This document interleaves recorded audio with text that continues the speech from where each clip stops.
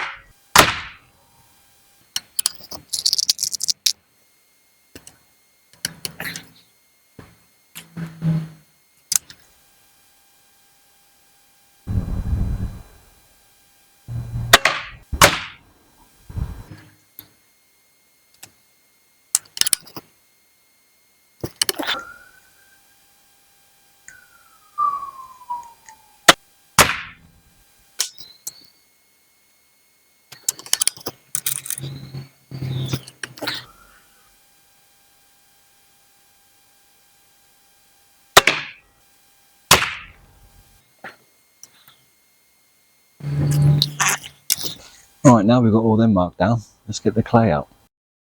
This is clay. This is made up from tiny remnants of rock and could include small amounts of dinosaur. So today we are dinosaur hunters.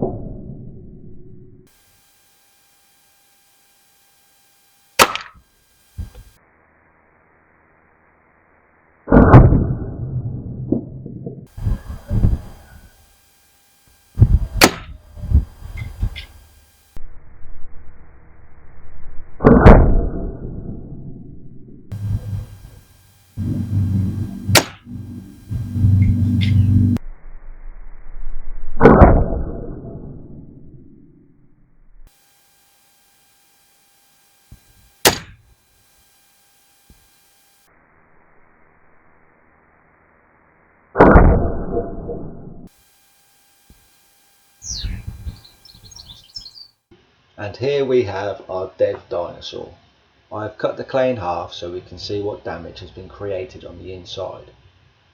Starting with the Aquapel, you can see that the pellet has travelled all the way through and has created a good cavity and deformation within the clay itself. The deformation on the pellet is minimal, it's basically just shrunk a bit. We've then got the Rabbit Magnum 2.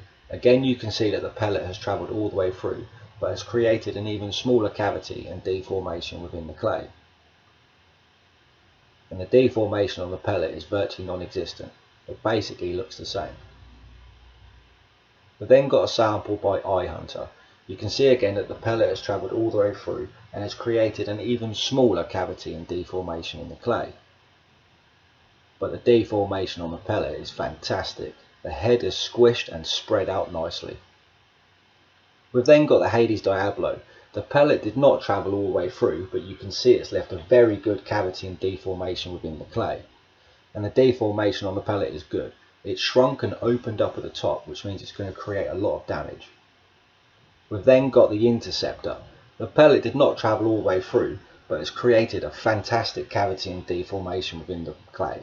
And the pellet itself is virtually non-recognisable. It's shrunk and spread out beautifully. Last up, we've got the excite. Again, the pellet did not travel all the way through, but it's created a fantastic cavity and deformation.